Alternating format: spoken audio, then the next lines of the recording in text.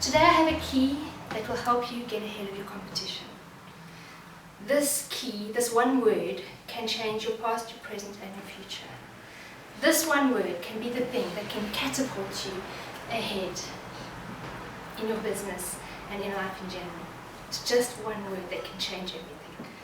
What's this word? Failure. Okay, it's failure.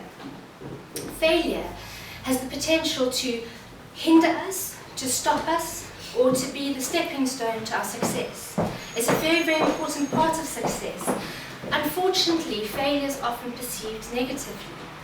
The dictionary describes failure as breakdown, letdown, collapse, or disappointment, amongst many other words. That's what the dictionary says about failure.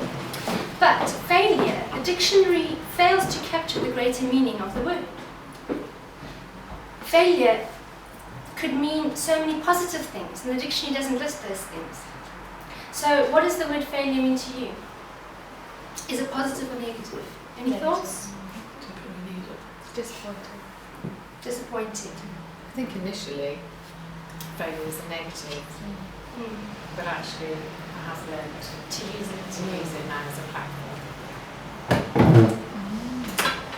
Whatever you think you become, okay, this is a fact, whatever you think you become, whatever you believe to be true, it will influence you, you'll become that.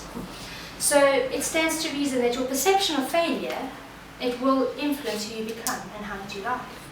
So it's very important that we understand the purpose of failure, what failure means, and how we can use it to get ahead.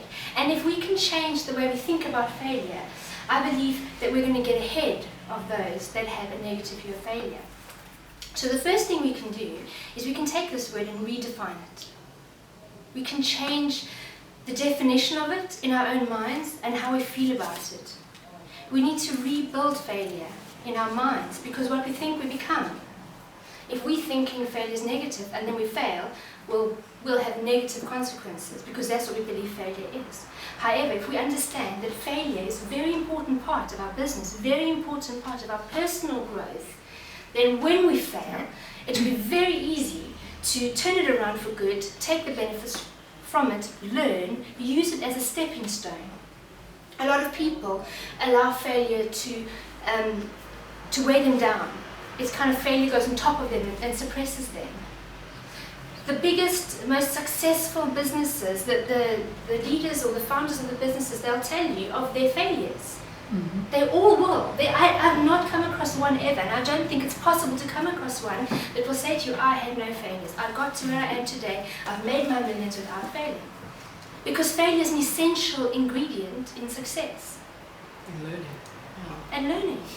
So it's not a negative thing, but we need to redefine that word in our own minds, so when we think about it, we become what we think about.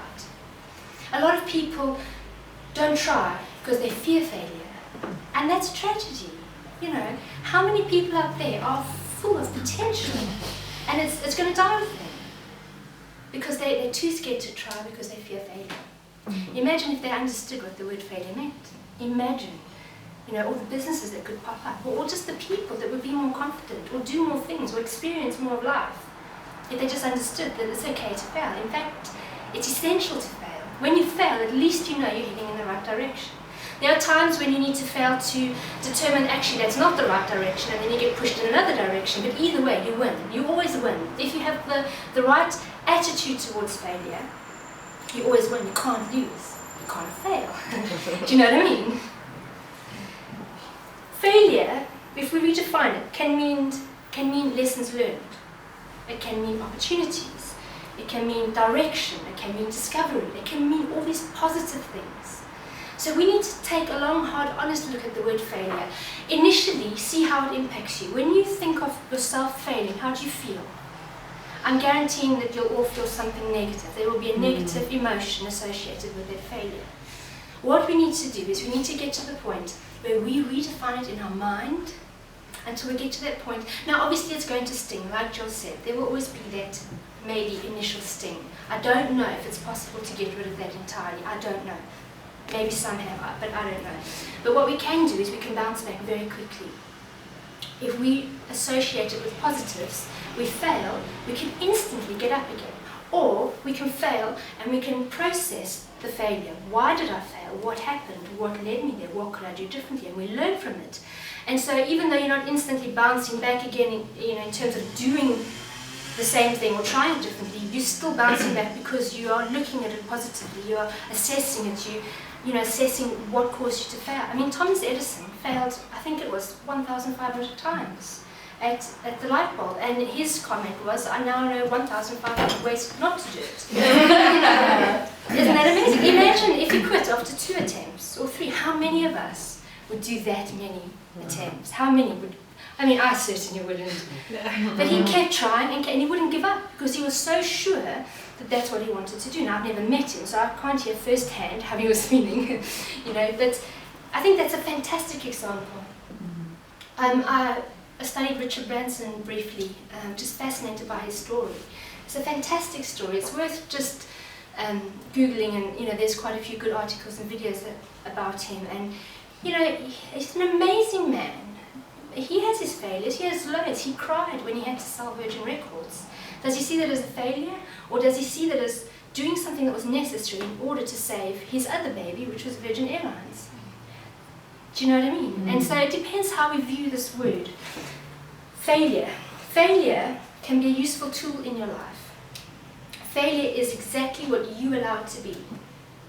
Failure is just a word that describes an experience. It's just a word. There are no feelings attached to it. It is what you allow it to be. It will become in your life what you allow it to be. So let's take time to really change the way we think about failure so that when we think of it, we have a positive reaction, positive emotion, so that when we fail, we can use it to our advantage. If we can get this right, we will excel, we will speed past the competition. Those that don't have a positive view of failure, our business will grow faster and stronger than those that have a negative view of failure. And perhaps failure for them will hold them back or stop them in their tracks entirely.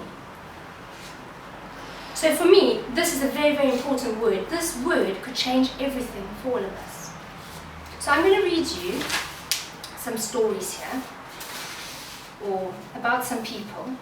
Now these people,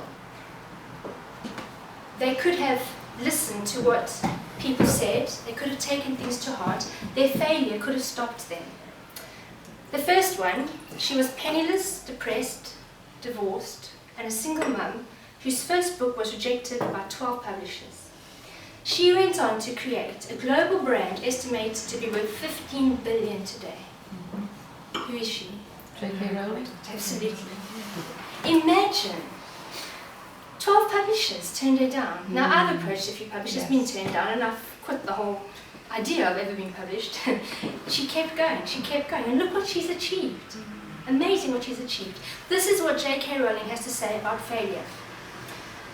It is impossible to live without failing at something, unless you live so cautiously that you might well not have lived at all, in which case you have failed by default. Fantastic, isn't it? Brilliant. The next one. After being cut from his high school basketball team, he went home, locked himself in a room and cried, but went on to become the greatest basketball player in history. Michael Jordan. This is what Michael Jordan says about failure. I have missed more than 9,000 shots in my career. I have lost almost 300 games. On 26 occasions, I've been entrusted to take the game-winning shot, and I missed. I have failed over and over and over again in my life, and that is why I succeed. That's what Michael Jordan says. One more. Fired from a newspaper for lacking imagination and having no original ideas, went on to create one of the best-known motion picture producers in the world. Disney? No? Pardon? Disney. Yes, Walt Disney. Yes. This is what he has to say about failure. All the adversity I had in my life, all my troubles and obstacles have strengthened me. You may not realize it when it happens, but a kick in the teeth may be the best thing in the world for you. Guess who this was? He wasn't able to speak until he was almost 4 years old, and his teachers said he would never amount to much, but went on to become one of the greatest scientific minds in history and won the Nobel Prize in Physics. Okay. Einstein. Oh yes. Can you Yeah, believe that's it? right. Yeah. This is what he had to say about failure. You never fail until you stop trying. And I love that. It's so true. And then another one.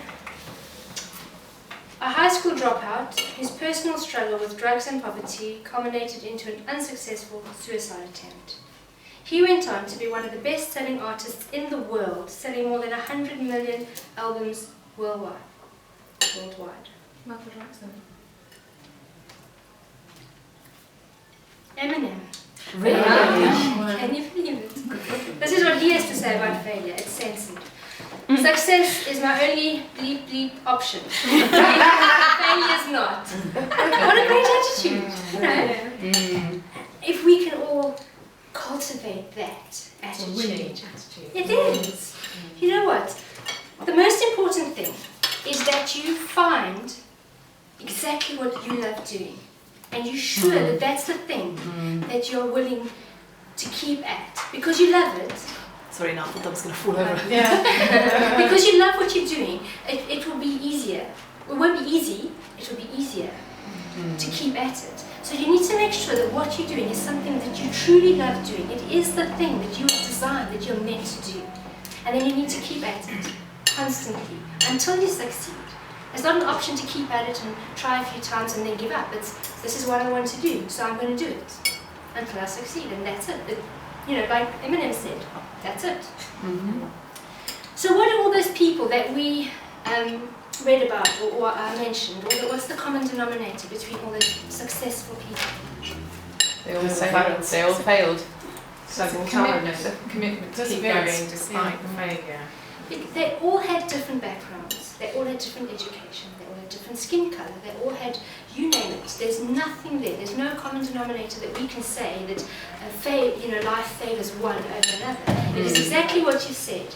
It is, what they did was they failed and tried again and repeated until they succeeded in the thing that they were most passionate about. And that's it, that's the common denominator. And we all have that potential. We can all do that. They are no better than us, they are no more gifted than us, there's nothing that they have or have had in their life that we don't have or that we need. There's nothing, there's no other criteria for us to all have a story to tell like those people did. So failure is not an option. One last thing I want to talk about, and that is critics. Because that's the one thing that can hinder us from our success, hinder us from moving forward. Now there will be critics in your life, those that will come and they'll be the first ones to point out your bad points. They'll be the ones that will discourage you. They'll be the ones that will suck the life out of you and rob you and make you doubt yourself. Now these people, they can be very damaging, but they can also be very useful. It's very important to identify the critics in your life. There are some people that we shouldn't be doing life with. We should not have them in our business, we should not have them as friends. It sounds harsh, but there's a lot of wisdom in knowing some people you should cut off. It seems harsh, but if you want to succeed, and you keep those people in your life, and you allow them to constantly be criticizing and being negative, they'll bring you down and you won't succeed. So there's a lot of wisdom in knowing that there are some people that you really should not have in your life. And your critics, some critics, you should cut them off. Other critics, sometimes it stings, yes, use them. But they are valuable because they'll say it as it is. They'll point out the things that might be true, but they won't sugarcoat it. And some of those people, if you have the heart to take it, if you have thick skin, they can actually be useful. But the very important thing with those people is to be able to know what is true and what's not. Few of us can handle that, and few of us can actually use them to get ahead. But if you can get to that place where you do have critics, can be, okay, I hear what they're saying, use it objectively to analyze, to assess, to decide if what they're saying is true. And if it is true, and they've seen something that you've missed, that's great. You can use it, you can tweak, you can improve. However, if they've seen something that is not true, and you absorb it, it's going to hinder you, it's going to limit you. And so you don't want to be absorbing what your critics have to say. Keep it external, don't take it to heart. Keep it out there and use it. Is this information true? Don't get emotionally attached to it. It's going to hurt, it's going to hold you back. Use your critics. Allow what they say to help you get further faster. Then you have your people that are your champions. They're people that they will be the ones that will encourage you. They will be the ones that will get behind you. They will be the ones that will help you. We all need that. We all need positive people. We all need people that encourage us. Your champions, the people that will get behind you, can also bring negative comments sometimes. But the difference between the critic and the champion is the critic will want you to fail. The champion will want you to succeed. The best friend you can have is somebody that will tell you the truth, even if they know it's going to hurt you. It's not nice to be hurt, but the best friend, the best partner in business, or whatever the situation might be, is to have somebody that's a champion, but they will also tell you the truth, because what you don't want is people that flatter you. Again, flattery is insincere, and flattery is usually based from a place of selfishness or insecurity. Flattery is not good either. It's not encouragement. Flattery is different, and we don't want flattery. We don't need flattery. It doesn't benefit us whatsoever. So, in order to turn your failures into profit, in order to use your failures as stepping stones to get ahead, in order to have a positive view of failure, first of all, you've got to do the work. It starts in your mind. You've got to do the work. You've got to reprogram your mind to be positive. But then you also need to understand the people around you. You need to understand that you have critics. You got a text, Laura. Sorry. Shall we read it out? So really take time to look at the people that are around you. And are they championing you? Are they encouraging you? Or are they critics? Or are they just flattering you? Because the people that flatter you are more likely, most probably, talking behind your back and saying something bad about you. You don't need that. You don't want that. It's false, yes. And don't be a flatterer either, you know. Let's really champion each other. Let's really say it as it is. And your champions, 90% of the time, they'll be encouraging, they'll be positive. They want you to succeed. Those are the people that we want to do business with. That's our best word of mouth. Those are, that's where we get our best referrals from. So identify those people and be around them. Get to know them. Invest in a deeper relationship with them. These networking events can often lead to superficial connections. And what we want in King's Daughters is to build deeper and more meaningful relationships. So we can champion each other. So we can, help each other to succeed.